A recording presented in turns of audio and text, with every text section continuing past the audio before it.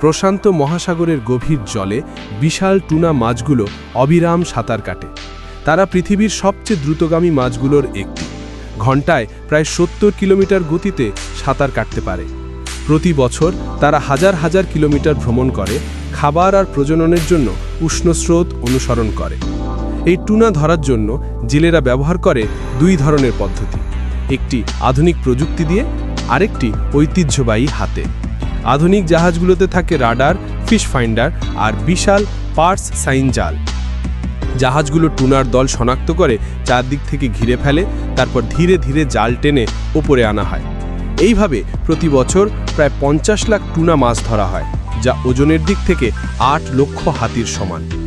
তবে এখনও অনেক জেলে পুরনো পদ্ধতি হ্যান্ড লাইনিং ব্যবহার করে মাছ ধরে। তারা জীবন্ত টোপ ব্যবহার করে নির্দিষ্ট জায়গায় দড়ি ফেলে যেখানে টুনা মাছ খাবার খায়। যদিও এই পদ্ধতিতে সময় বেশি লাগে, কিন্তু এতে ধরা টুনা অনেক বেশি তাজা ও মানসম্পন্ন হয়, যা দামি বাজারে বেশি দামে বিক্রি হয়। মাছ ধরার পরপরই জাহাজে বরফে রাখা হয় বা গভীর হিমায়িত করা হয়, যাতে মাছ সতেজ থাকে যতক্ষণ না তা বন্দরে পৌঁছায়। কিন্তু অতিরিক্ত মাছ ধরার কারণে এখন টুনার সংখ্যা কমে যাচ্ছে। তাই টুনা সংরক্ষণের জন্য এখন অনেক জায়গায় ওপেন ওশেন ফার্মিং বা টুনা চাষ শুরু হয়েছে। টুনা চাষ করা বেশ কঠিন। তাদের জন্য দরকার বিশাল জায়গা, ক্রমাগত পানির প্রবাহ আর সঠিক পুষ্টিকর খাবার।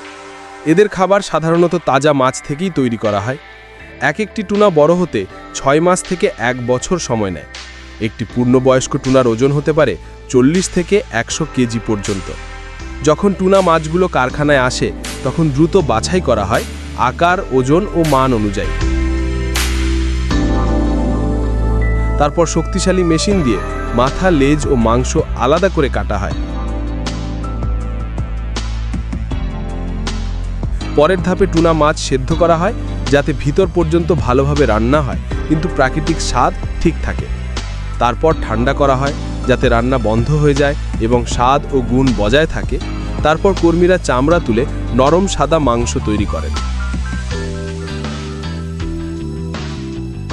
প্রতিটি টুকরো ওজন ও মান যাচাই করা হয়, যাতে কোনো ধাতব অংশ বা অপ্রয়োজনীয় বস্তু না থাকে।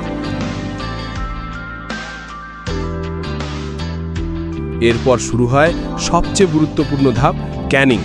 মেশিনের মাধ্যমে মাছের মাংস কুচি করে ক্যানের মধ্যে ভরা হয়। কিছু ক্যান তেল দিয়ে ভরা হয়, কিছু লবণ পানি বা ব্রাইন দিয়ে। এটি শুধু স্বাদ বাড়ায় না, বরং মাছকে দীর্ঘ সময় সংরক্ষিত রাখে।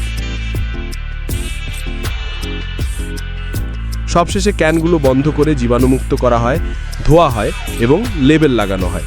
তারপর বাক্সে ভরে ঠান্ডা গুদামে সংরক্ষণ করা হয়। সারা পৃথিবীতে পাঠানোর জন্য প্রস্তুত রাখা হয়। অবিশ্বাস্য হলেও সত্যি, একটি বড় টুনা কারখানা দিনে 5 লক্ষেরও বেশি টুনা ক্যান তৈরি করতে পারে। ভাবুন তো, সমুদ্রের গভীর থেকে শুরু করে আমাদের টেবিল পর্যন্ত পৌঁছাতে একটি টুনা ক্যানকে কত লম্বা পথ পাড়ি দিতে হয়। এটাই টুনা মাছেরই অবিশ্বাস্য যাত্রা।